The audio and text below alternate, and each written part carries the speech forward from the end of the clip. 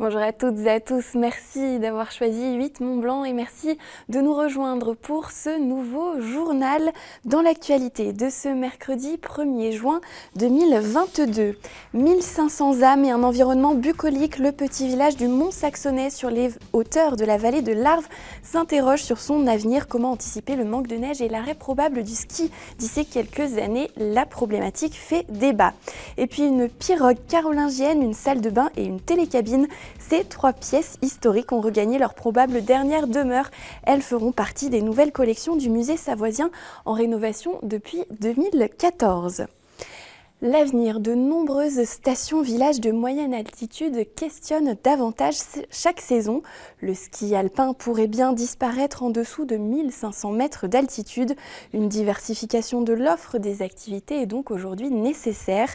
Des réflexions à ce sujet agitent en ce moment le village du Mont-Saxonais dans la vallée de l'Arve. Les habitants sont divisés quant à la direction à prendre pour les décennies à venir. Les explications d'Emmanuel Jaude. Sur les hauteurs de la vallée de l'Arve, le village de Mont-Saxonais tente de s'adapter à l'évolution de la montagne, du climat et du tourisme.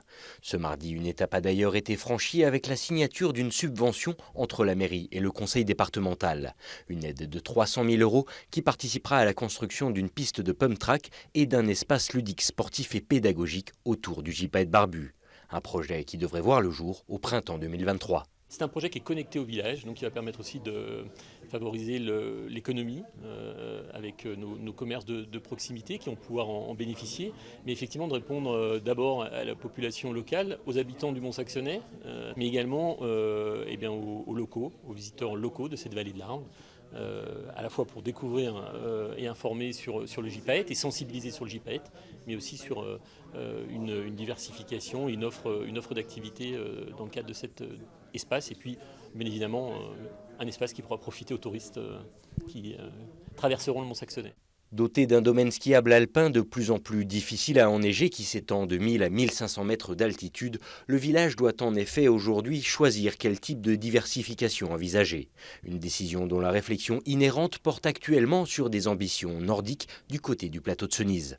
Elle est en grande difficulté, cette station de ski alpin, parce que sans une aide exceptionnelle du département, ce qui va être fait, il n'y a plus de ski alpin dès l'hiver prochain. Voilà, ce que nous ne souhaitons pas, que ce soit aussi brutal que ça. Donc l'aide, elle va être apportée par le département, ce qui va leur permettre d'ouvrir l'hiver prochain. Après, pour ce qui est de la suite, il faut que le conseil municipal de Mont-Saxonais prenne une décision. Ce n'est pas au département de le faire, de voir s'il souhaite continuer, s'il souhaite diminuer petit à petit. Voilà. Et nous, dans le cadre de la politique de diversification, le département, avec la commune voisine de Glières-Val-de-Borne, réfléchit et nous avons lancé une étude de faisabilité pour voir s'il était envisageable, sous des conditions très précises, sans voiture, sans construction, sans neige de production, s'il était possible et envisageable de faire du ski de fond un jour sur le plateau de Cenise. Des réflexions qui inquiètent toutefois une partie des habitants et des amoureux du site, craignant que ce lieu aujourd'hui préservé ne perde son caractère sauvage. Franchement, on n'a pas du tout envie de voir du ski de fond. D'autant plus que Solaison est pas trop, en tout cas pour les habitants du Mont-Saxonais, Solaison est juste à côté. Ça n'a pas trop d'intérêt. L'enneigement, de toute manière, s'il pose problème à Solaison déjà un petit peu, je pense, ou en tout cas au Mont-Saxonais, mais s'il y a déjà des problèmes d'enneigement, le plateau de Cenise est un petit peu plus haut, mais il y aura aussi des problèmes. Donc c'est de toute manière une solution à moyen terme. Voilà, alors j'imagine qu'il y a des subventions pour tout ça, donc ce qui permet effectivement d'avoir sur le court terme peut-être un bénéfice, mais vraiment, pour nous en tout cas, clairement c'est la préservation qui compte. Des opinions qui s'accordent toutefois sur l'avenir très compromis du ski alpin en moyenne altitude et sans qui c'est bel et bien tout le modèle économique local qu'il faut d'ores et déjà repenser. Dans l'actualité également et toujours concernant l'environnement, des agriculteurs de Haute-Maurienne sont en colère. Dans un courrier adressé au préfet de la Savoie, la FDSEA des Savoies, les jeunes agriculteurs et les syndicats ovins et d'exploitants agricoles locaux pointent du doigt des perquisitions réalisées chez des agriculteurs le mardi 24 mai. Elles visaient d'après eux à trouver des produits illicites dans le cadre d'une enquête ouverte suite à l'empoisonnement de 2 loups et de 2 gypaètes barbus en 2020 2021 dans le parc de la Vanoise. D'après la FDSEA, aucun élément probant n'aurait été trouvé sur les 11 exploitations concernées. Nous aurons l'occasion de revenir sur ce sujet dans un reportage à retrouver dans notre édition de ce vendredi. Une opération de grande envergure s'est déroulée mardi à Chambéry. Le musée savoisien en cours de rénovation a accueilli les 3 pièces les plus volumineuses de ses futures collections. Une salle de bain des Arcs datant de la fin des années 60, une ancienne télécabine de Courchevel et surtout une pirogue du Haut Moyen-Âge. La conservation de cette dernière, découverte dans le lac du Bourget, relève d'une prouesse exceptionnelle, comme nous l'explique Manon Touati. L'opération est millimétrée, les regards sont rivés sur la boîte suspendue dans le vide. Chacun retient son souffle, la pirogue carolingienne retrouvée dans le lac du Bourget va s'installer dans le musée savoisien. Et pour accueillir cette œuvre d'art de 5 mètres de long et de 750 kg, le musée est même allé jusqu'à faire un trou dans le mur pour qu'elle puisse passer, ce qui permet de l'acheminer avec une grue. Il faut être très minutieux parce qu'on est vraiment sur des éléments qui sont soit fragiles, soit importants, soit valorisés. Et l'idée, c'est d'éviter à tout prix toute espèce de percussion. Donc de la minution, de la patience et une bonne gestion du stress. Le défi n'était pas seulement de faire rentrer la pirogue, mais surtout de la sortir du lac et de la conserver. Découverte en 1989 par un plongeur, elle n'est extraite qu'en 2017 des eaux du Bourget. Les travaux de restauration sont alors lancés. Alors l'enjeu principal de la restauration, c'était de conserver la forme de la pirogue. C'est vraiment la question la plus complexe, puisque c'est la forme qui nous dit que c'était un bateau, comment il a été construit, à quoi il a pu servir. Et conserver la forme, ça voulait dire réussir à la sécher, puisque quand on sèche un bois gorgé d'eau, il se déforme irrémédiablement. Il s'agissait de remplacer l'eau par de la résine, et ensuite de lyophiliser la pirogue pour enlever toute l'eau résiduelle. Et ces étapes ont commencé en 2017, quand la pirogue est sortie du lac du Bourget, et a duré plusieurs années. Cette pirogue, datant de 680 à 940 après Jésus-Christ, devient une pièce centrale dans l'exposition du musée savoisien. Elle représente à la fois les lacs du département, la pêche et l'histoire des pêcheurs savoyards. Ce qui est symbolique, c'est que c'est un objet extraordinaire. Il n'y en a pas beaucoup en France, des pirogues carolingiennes dans des musées. Je crois que c'est la 2e. Donc pour nous, oui, c'est un objet emblématique et il est énorme. Et je pense que le fait que ça soit un objet très gros, très grand, il fait 6 mètres de long, ça va marquer dans la scénographie le visiteur. Les manœuvres pour déplacer la pirogue ont pris plusieurs heures. Elle est soigneusement installée dans une vitrine prévue pour sa conservation et passera les prochaines années ici. Et il sera possible de découvrir ces œuvres d'art dès le printemps 2023, dès la fin de la rénovation du musée. Encore un mot de culture. La 41e fête de la musique animera la ville d'Annecy le mardi 21 juin prochain. Pour qu'elle se déroule dans de bonnes conditions, la mairie recherche des bénévoles. Ils auront pour mission notamment d'accueillir des groupes de musique, de les orienter et de faire le lien avec les techniciens de chaque scène. 2 conditions pour postuler, être majeur est disponible entre 16h et minuit. Pour vous inscrire, rendez-vous sur le site annecy.fr avant le 6 juin. Et puis toujours à Annecy, même si la météo actuelle laisse planer le doute, l'été approche et la ville invite donc les personnes âgées et celles en situation de handicap qui sont isolées à s'inscrire sur le registre canicule. En cas d'activation du plan spécifique de la préfecture, elles pourront ainsi bénéficier d'une assistance. Rendez-vous à nouveau sur le site de la ville pour plus d'informations. Il est obligatoire depuis 1992. Le contrôle technique doit être réalisé tous les 2 ans pour un véhicule d'occasion ou au bout de 4 ans pour une voiture neuve.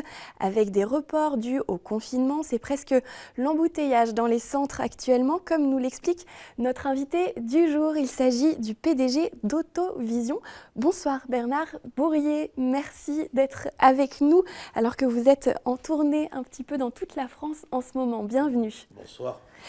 Je l'ai dit, vous êtes donc le PDG d'Autovision. Autovision a été créé en même temps que le contrôle technique il y a 30 ans.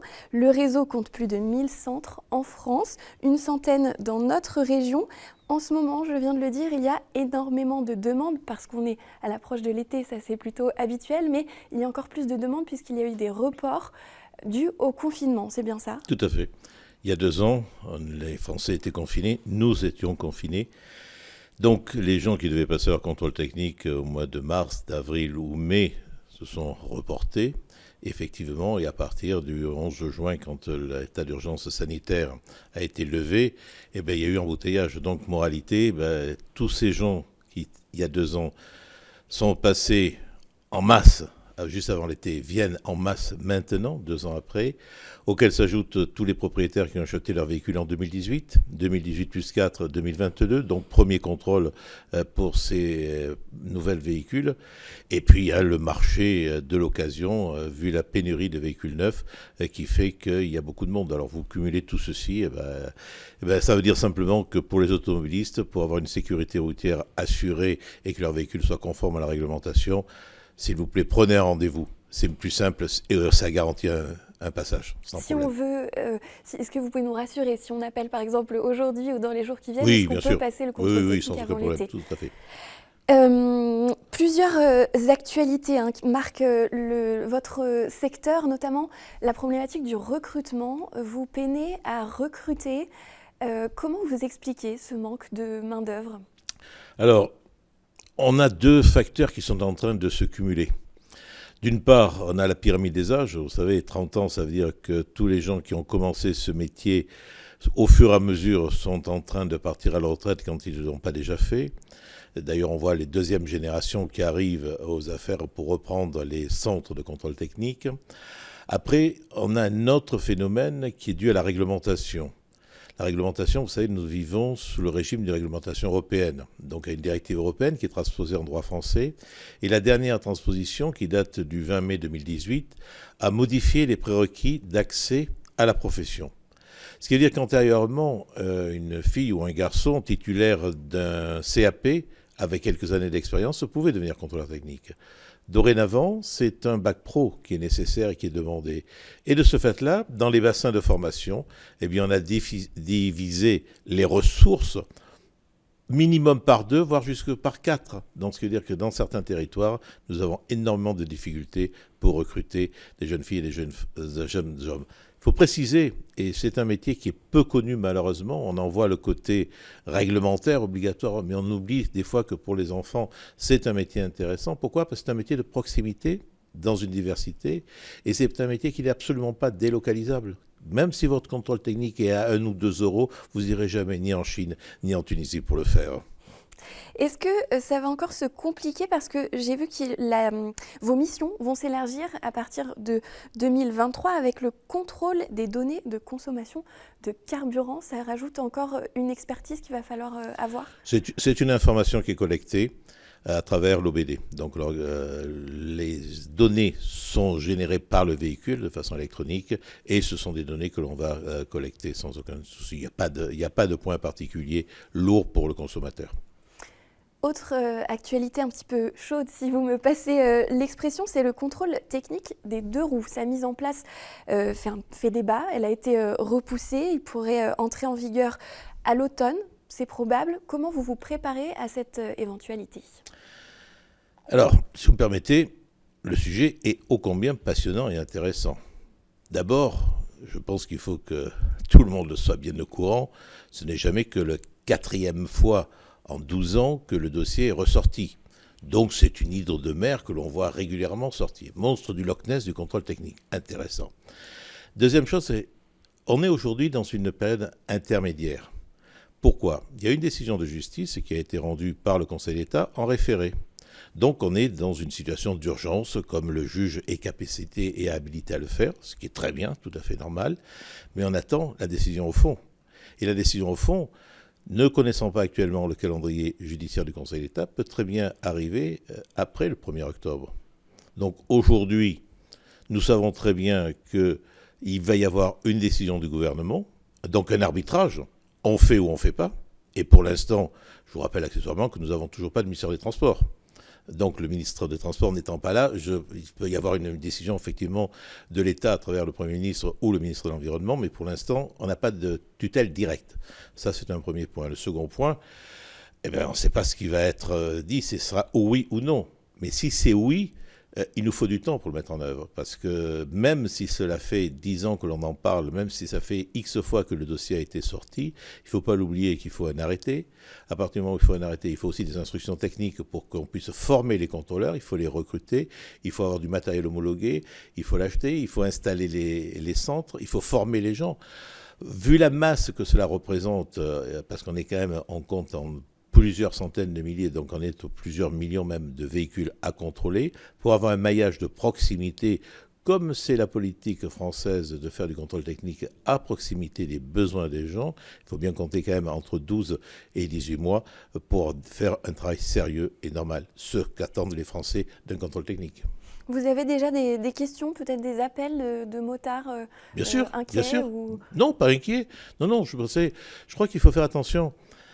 C'est un sujet qui devient polémique alors qu'il ne l'est pas, parce qu'en fait c'est un sujet de génération aussi qui se met en place. Il y a des motards qui ont une culture de la moto, c'est leur dieu vivant, donc ils adorent leur moto, ils la bichonnent, et je pense que ces gens-là effectivement ne veulent pas le contrôle technique parce qu'ils ne veulent pas confier à un tiers extérieur l'état de leur moto, et je peux les comprendre aisément. Mais vous avez aussi toute une jeune génération pour laquelle la moto c'est un outil de mobilité qui se substitue à la voiture suite à l'encombrement des villes, et qu'ils se fait là ont l'habitude du contrôle technique des voitures, prendront le contrôle technique des motos comme une normalité. Donc je pense qu'il faut un peu dépassionner le débat, le mettre dans sa réalité, puis surtout attendre qu'il y ait une décision du gouvernement et se mettre en place selon la décision qui est prise. Eh bien, merci Bernard Bourrier pour ces éclairages. Juste quelques chiffres avant de vous laisser partir. Au niveau de la région Auvergne-Rhône-Alpes, en tout cas, ce sont plus de 2 millions de contrôles qui sont réalisés chaque année, un peu plus de 14% de contre-visites. Peut-être un mot sur les principales défaillances qui reviennent Alors, souvent les gens s'inquiètent sur la défaillance. La défaillance n'est en fait que le constat d'un véhicule qui est mal entretenu. Malheureusement. Et quand il est mal entretenu, il devient dangereux pour l'utilisateur du véhicule et les autres utilisateurs de la route. Donc, qu'est-ce que c'est les principaux défauts? Les pneumatiques, ça s'use. Donc, je suis désolé, ça change. Les éclairages, on n'y pense jamais assez. Les éclairages, vous savez, quand ils sont trop hauts, la nuit, ça peut éblouir. Et quelqu'un qui est ébloui peut perdre le contrôle de son véhicule et peut devenir dangereux pour tout le monde. Et donc, c'est important, les éclairages, à vérifier. Et puis après, bien évidemment, tout ce qui est lié au freinage, donc les disques, les plaquettes, c'est quand même vital, parce qu'un véhicule qui ne freine plus, vous pouvez imaginer tout ce qui peut arriver avec. Effectivement. Merci beaucoup en tout cas d'être venu nous voir et bonne tournée dans toute la France. Merci, bonne continuation. Et bonne soirée. puis de la voiture au train, une dernière information avant de refermer ce journal. Sachez que dans le cadre de son challenge mobilité, la SNCF propose des TER à 2 € ce jeudi 2 juin dans toute la région Auvergne-Rhône-Alpes. Cela concerne les trajets de moins de 60 km. Il s'agit bien sûr d'encourager les voyageurs à privilégier les transports collectifs. Et pour plus d'informations, vous voyez le site qui s'affiche à votre écran, SNCF TER Auvergne-Rhône-Alpes. C'est ainsi que se termine ce journal. Merci de l'avoir suivi. Merci à toute l'équipe. À suivre la météo avant de retrouver le 3e épisode de Panorama pour un focus ce soir sur l'histoire de la source et de l'eau minérale d'Évian. Et puis à 19h, ce sera votre rendez-vous politique avec un nouveau débat dans le cadre des élections législatives. Vous rencontrez ce soir les candidats de la 4e circonscription de Haute-Savoie qui correspond au secteur d'Annemasse et de Saint-Julien en Genevois. Je compte sur vous demain à 18h pour un nouveau JT. D'ici là, prenez soin de vous. Belle soirée sur 8 Mont Blanc.